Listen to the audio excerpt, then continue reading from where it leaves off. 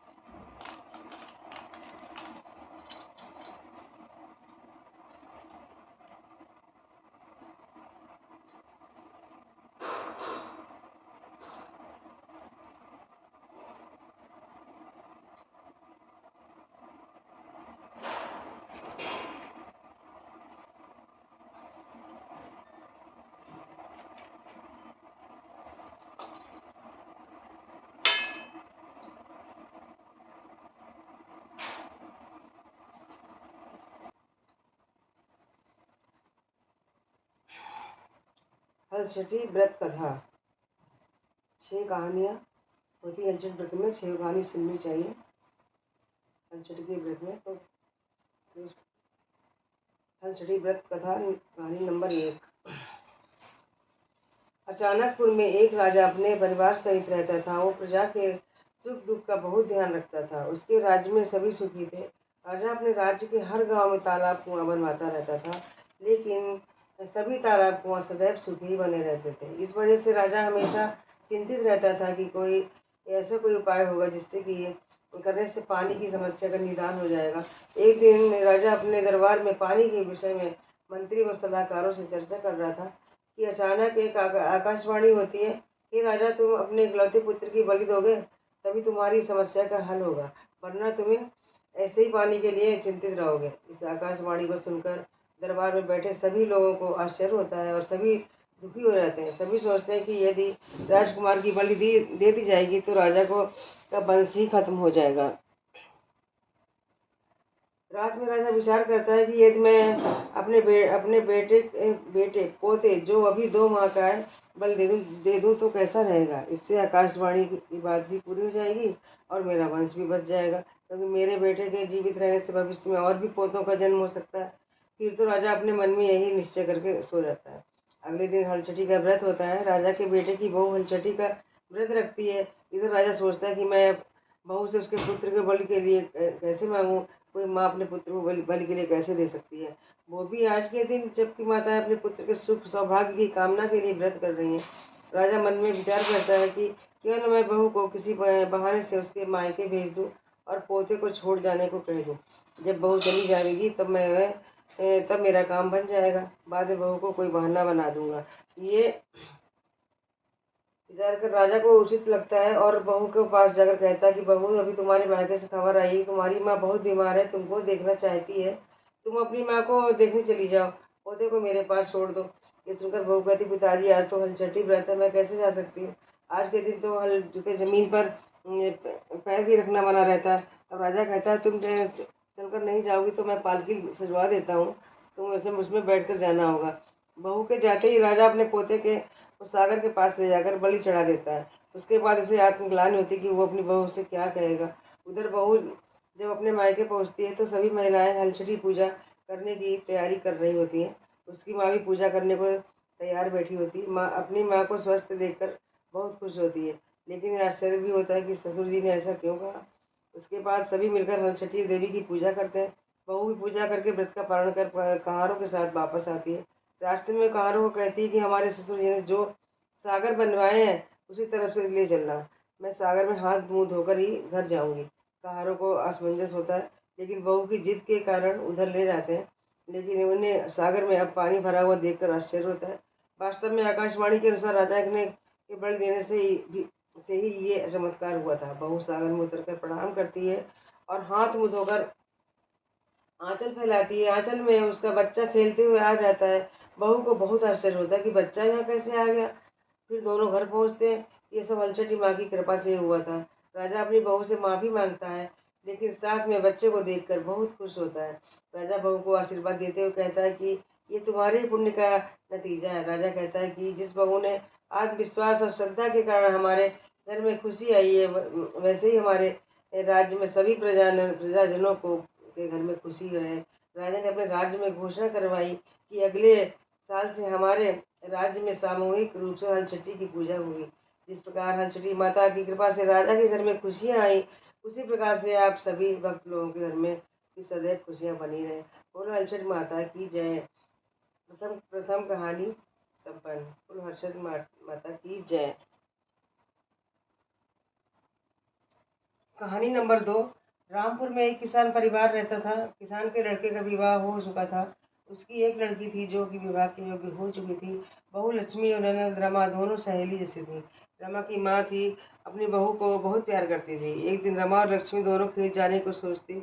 माँ से आज्ञा लेकर साथ में कुदाली दुकनी लेकर खेत जाती है। लक्ष्मी अपनी ननद से कहती है, तुम यहाँ पर बैठना, तब तक मैं खेत में कांटा लकड़ी घास इत्यादि पड़ा है उसे बीन लेती हूँ। ऐसा कहकर लक्ष्मी काम के लिए लग जाती है। इधर रमा जहाँ बैठी थी वहीं पर नाग का भिंगौरा था।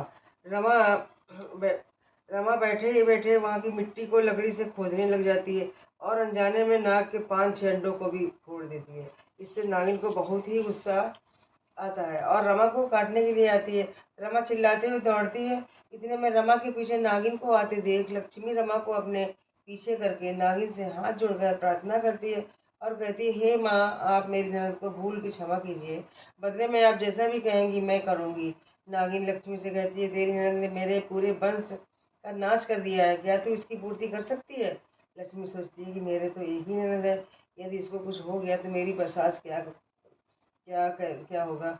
फिलहाल अभी इस परिस्थिति को टालना होगा। ऐसा सोचकर नागिन से कहती हूँ, हे माँ, मैं आपके नुकसान की पूर्ति तो नहीं कर सकती हूँ कि इसके बदले में आप जैसा कहेंगे मैं वैसा ही करूँगी। ये वचन देकर वो वापस आ जाती है और घर में किसी को कुछ भी बताती नहीं है। समय धीरे धीरे व्यतीत होता है। रमा की शादी हो जाती है और वो अपने ससुराल चली जाती है। लक्ष्मी भी अपना वचन भूल जाती है। कुछ समय बाद लक्ष्मी एक सुंदर बालक को जन्म देती है। परिवार में खुशियां मनाई जाती। छठी की रात को नागिन आती है और लक्ष्मी से उसका बच्चा मांगती है। लक्ष्मी सोच में पड़ जाती है और अपना वचन याद कर आते ही वो अपना बच्चा नागिन को दे देती है। दूसरे दिन सुबह जब सभी को बच्चे लोप होने की खबर मिलती है तो घर में मातम छा जाता है। समय अपनी गति से चलता रहता है। कुछ समय बाद लक्ष्मी फिर से एक सुंदर बालक को जन्म देती है। छठी की रात को नागिन आती है और लक्ष्मी से बच्चा लेकर चली जाती है। घर में फिर से मातम छा जाता है। समय धीरे धीरे व्यतीत होता जाता रहा। धीरे धीरे करके लक्ष्मी अपने 5 बच्चों को नागिन के हवाले कर चुकी थी। उसकी सास अब उसे ताना कसने लगती है और उसे दुख देने लगती है। कुछ समय के बाद लक्ष्मी 6वीं बार गर्भ धारण करती है। तो उसकी सास उसे डायन कहकर घर से निकाल देती है। अब ऐसी स्थिति में लक्ष्मी अपनी माँ से के घर पहुँचती है। अपनी बेटी को ऐसी दयनीय स्थिति में देखकर माँ का दिल बहुत दुखी होता है और वो अपनी बेटी से पूछती है, तेरी ऐसी हालत कैसे हो गई? लक्ष्मी रोते रोते उस वक्त अपनी पूरी कहानी अपनी माँ को बता देती है। उसकी माँ सब सुनने के बाद उसे सांत्वना देते हुए कहती है, तू चिंता मत कर, सुखपूर्वक यहाँ रह, धीरे धीरे सब ठीक हो जाएगा। समय समय अपने पर लक्ष्मी एक सुंदर बेटे को फिर जन्म देती है। छठी के दिन उसकी माँ घर के पिछवाड़े में गड्ढे खोदकर वो मटकी गाड़ देती है और उसमें क्रमशः लाई, जवा, चना, महुआ, दूध की खीर भर कर रख देती है। रात में नागिन आती है तो सभी चीज़ों को खाते खाते जब महुआ खाती है तो उसे बहुत प्रिय लगता है। उसके बाद वो खीर खाती है। इस प्रकार जब वो पूर्ण रूप से संतुष्ट हो जाती है तब वो लक्ष्मी के पास आती है और कहती है, हे बेटी, तुम अपने गर्भ और वचन की पक्की हो, मैं तुमसे बहुत प्रसन्न हूँ, तुम वरदान मांगो, जो मांगोगी मिलेगा। लक्ष्मी कहती है, हे माँ, यदि तुम सचमुच प्रसन्न हो और मुझे कुछ देना चाहती हो तो आप मेरी सभी संतानों को मुझे वापस दीजिए। नागिन तथास्तु कहकर अंतर्ध्यान हो जाती है। जब लक्ष्मी का ध्यान भंग होता है तो अपने सामने अपने सभी बच्चों को देखकर बहुत खुश होती है। कुछ दिन बाद वो अपने बच्चों सहित अपने ससुराल आती है। बहू को बच्चों सहित देखकर सास को बहुत आश्चर्य होता है। लक्ष्मी अपनी सास को पूरी कहानी बताती है तो सास उससे माफी मांगती है। घर में फिर से खुशियाँ मनाई जाती हैं। इस प्रकार लक्ष्मी के घर में पूर्ण रूप से सुख शांति स्थापित हो जाती है।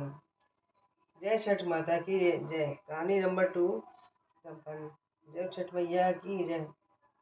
हल छठी मैया की जय। कहानी नंबर 3।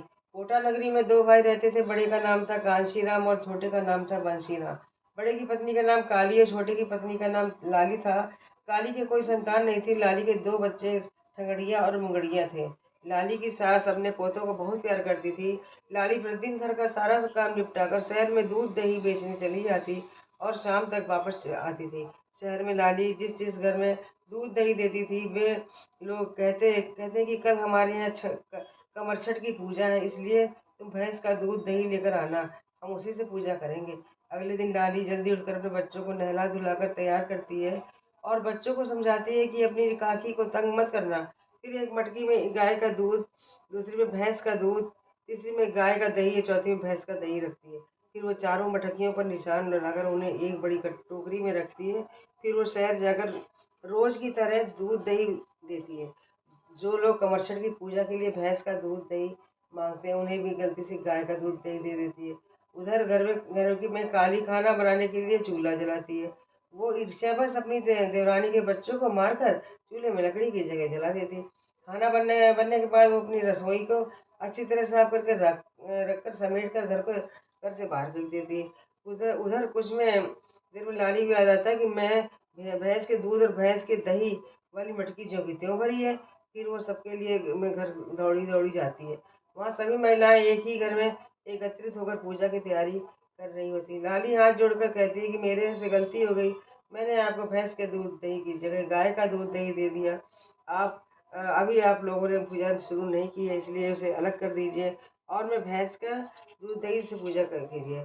लाली भी वहीं बैठकर पूजा करती है और अपनी गलती के लिए क्षमा मांगती है। इधर काली को आत्मग्लानि होती है कि वो अपने मायके चली जाती है। जब लाली घर से शहर से वापस आती है तो अपने बच्चों के आवाज लगाते हुए बुलाती है कि कमरछठ की पूजा के प्रताप से उसके दोनों बच्चे जीवित हो जाते हैं और दौड़ते हुए आते हैं। बच्चे अपनी माँ को पूरी कहानी बताते हैं। अपने बच्चों को देखकर लाली बहुत खुश होती है। वो अपनी जेठानी को बुलाने जाती है। अपनी जेठानी को समझाती है। वो कहती है कि दीदी, जो हो गया वो भूल जाओ। आज हम दोनों एक प्रण करते हैं कि हम भी अगले साल से कमरछठ की पूजा किया करेंगे।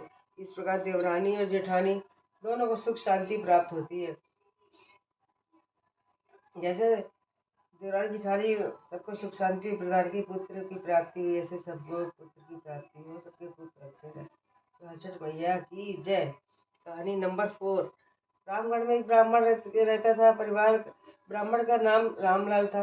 वो बहुत ही सरल स्वभाव का था, लेकिन उसकी ब्रह्माणी ललिता बहुत ही क्रूर स्वभाव की थी। अभी तक उनके कोई संतान ही नहीं थी। उनके बच्चे पैदा होते और मर जाते। इस प्रकार उनकी 4 संतानें मर चुकी थी। कुछ समय बाद उनके यहाँ 5वीं संतान उत्पन्न हुई। जब वो 6 माह की हो गई तो एक दिन ललिता अपनी रौताइन को बच्चा सौंप कर नदी पर नहाने चली जाती है। रौतान बच्चों को खिलाते खिलाते सोचती कि मेरे घर में नमक नहीं, इसलिए वो थोड़ा सा नमक ललिता के घर से निकाल कर ले जाती है। बच्चा ये देखकर हंसने लगता है। तब रौतान पूछती है कि तुम क्यों हंस रहे हो? तो बच्चा कहता है अभी यहाँ पर मेरी माँ नहीं है, इसलिए तुम कुछ ले जाना चाहती हो तो ले जाओ। रौतान कहती है मैं तब तक कुछ नहीं ले जाऊंगी जब तक तुम अपने हंसने का कारण नहीं बताओगे। तो बच्चा कहता है पता नहीं मेरी माँ ने पिछले जन्म में कितना नमक चुराया होगा कि उसकी सजा उसे अब तक मिल रही है, अब तक उसे कोई सुख प्राप्त नहीं हो पाया। रतन कहती तुम उसके पास हो तो उसे इससे बढ़कर और क्या सुख चाहिए? बच्चा कहता है मैं तो एक दिन रहकर वापस चला जाऊंगा। रौतानी पूछती क्या कोई उपाय नहीं है कि मेरी मालकिन को संतान सुख मिले? तो बच्चा कहता है अगर मेरी माँ कुतिया बनकर भगवान के दरबार में उपस्थित होकर वहाँ का वार्तालाप चुपचाप सुने और यहाँ आकर वैसा ही करेगी तो वो उस ऋण से मुक्त होगी। ऐसा बोलकर बच्चा चुप हो जाता है। ललिता नहाकर आती है तो रौतानी पूरी कहानी बताती है। ललिता कहती है तुम झूठ बोल रही हो, इतना छोटा बच्चा ये कैसे बात कर सकता है? तुम मुझे डरा रही हो। रौतानी कहती है जो सच में है वही बता रही हूँ, आप माने या ना माने आपकी मर्जी।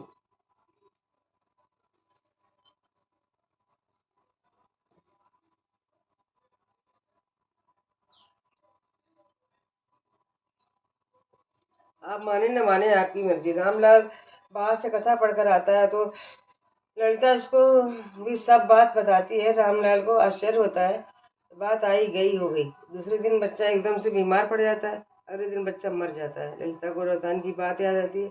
उधर रामलाल एवं अन्य लोग बच्चे को शमशान ले जाने की तैयारी करते हैं। इधर ललिता कुतिया का रूप बनाकर बच्चे के पीछे पीछे जाती है। बच्चा भगवान के दरबार में पहुंचकर बहुत खुश होता है। भगवान वहां पर बैठे हुए सभी बच्चों से पूछते हैं कि अब ललिता के घर में कौन जाएगा, लेकिन कोई भी बच्चा जाने के लिए तैयार नहीं होता है। आखिर में कोई एक बच्चा बचता है। भगवान से जाने के लिए कहते हैं तो बच्चा भगवान से पूछता है कोई भी जाने के लिए तैयार नहीं है तो आप मुझे क्यों भेज रहे हो? भगवान कहते हैं यदि तुमको नहीं रहना हो तो उस समय बाद वापस आ जाना। बच्चा पूछता है कि मैं कैसे वापस आऊंगा? तो भगवान कहते हैं तुम जो वस्तु न रहे उसकी मांग करना, जब वो वस्तु ना मिले तो रूठ कर वापस चले आना। जैसे गर्मियों के दिन में कीचड़ की मांग करना और बरसात में गर्म धूल की। जब तुम्हारी बुआ नए कपड़े पहने हुए हो तो तुम हाथ मुंह गंदा करके उससे उससे गोदी लेने को कहना।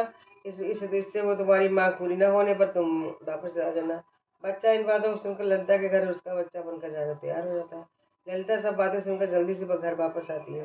कुछ दिनों के बाद उसको बच्चा होता है। धीरे धीरे बच्चा बड़ा होता है। साल भर के बाद ललिता मौसम के अनुरूप सभी चीजों को इकट्ठा करने लगती है। अपनी ननद के बुलाकर सभी बातें समझा देती है। जब बहुत गर्मी पड़ती है तो बच्चा अपनी माँ से कीचड़ में खेलने की मांग करता है। ललिता खुशी खुशी आंगन में कीचड़ बिखरा देती है। बच्चा उसमें लोट लोट कर खेलता है और थोड़ी देर बाद अपनी बुआ को तैयार देखकर गोदी लेने की जिद करता है। उसकी बुआ उसे गोदी में उठाकर प्यार करती है। उसी प्रकार ठंड में वही बच्चा जो खिलौने कपड़ा मिठाई आदि के लिए जिद करता है, माँ उसे किसी भी चीज के लिए मना नहीं करती। तब बच्चा भगवान से कहता है कि हे ब्रह्माणी, तो ब्रह्माणी ललिता तो अब सुधर गई है, मुझे भी बहुत प्यार करती है, अब मैं क्या करूं? भगवान उस बच्चे को समझाते हैं इसके पुराने गलत कर्मों का दंड खत्म हो चुका है, इसलिए तुम अपनी माँ के पास अच्छे से रहो। ललिता अपनी माँ के साथ खुशी खुशी रहने लगती है। जिस प्रकार ललिता के घर में खुशियां आई वैसे ही आप सभी का घर खुशियों से महके। जय हलचट मैया की जय। कहानी नंबर 5। बोरसी नामक एक गांव में ब्राह्मण और उसकी पत्नी रहते थे।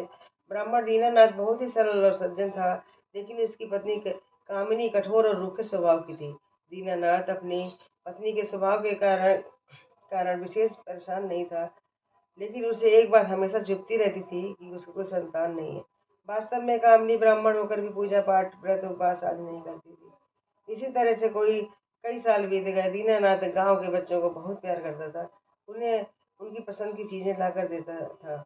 एक बार दीनानाथ अपने गांव के गरीब बच्चे की मीठी गोली काफी दे रहा होता है कि अचानक कामनी वहां आ जाती है, बच्चे से गोली छीन लेती है। इसमें बच्चा रोने लगता है और रोते रोते अपने अबोधपन से कहता है कि आप बच्चों को व्यर्थ ही परेशान करती रहती हो, इसलिए ही भगवान ने आपको कोई बेटा नहीं दिया है।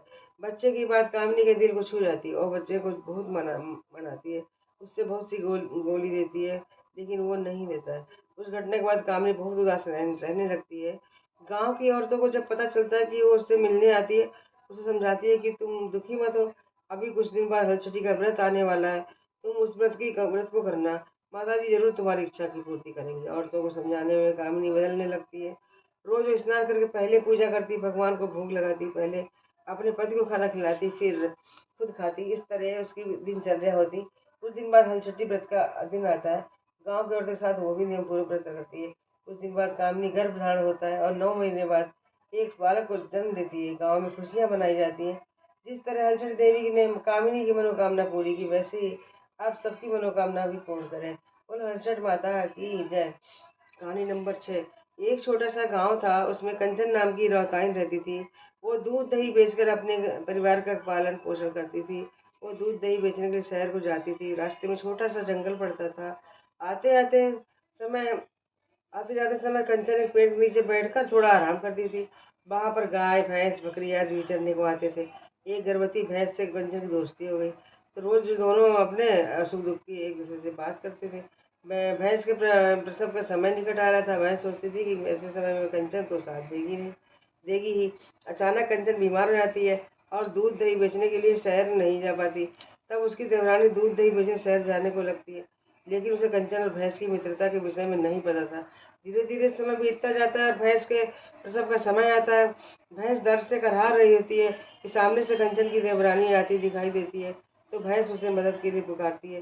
देवरानी कट स्वर में कहती है कि मेरे आज समय नहीं है, मुझे जल्दी जाकर शाम से पहले वापस आना है। ये कहकर वो वहां से चली जाती है। तब भैंस क्रोध में आकर श्राप देती है, मेरा प्रसव छठ महारानी की दया से अच्छे से निपट जाएगा और मेरा बच्चा दौड़ने भी लगेगा तुरंत। लेकिन तुम मनुष्यों को अपने बच्चों को पालने में बहुत अधिक समय मेहनत करनी पड़ेगी। उस महिला की लापरवाही के कारण पूरी मनुष्य जाति को ये श्राप मिला है। इसलिए सभी मनुष्य को हर समय हर किसी की मदद करने को तैयार रहने चाहिए। हलछठ माता सभी पे कृपा करती है। बोलो हलछठ माता की जय।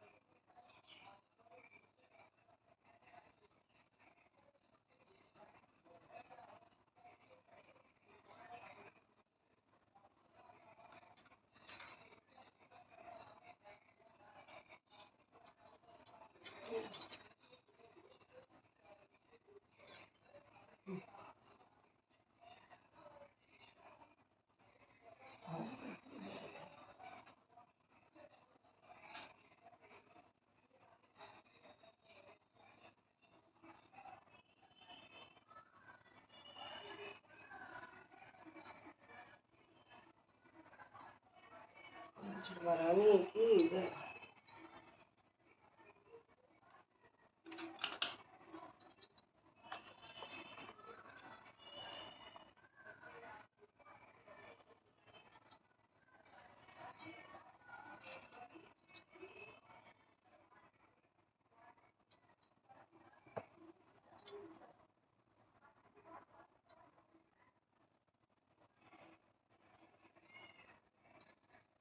जय बोलो जय माता की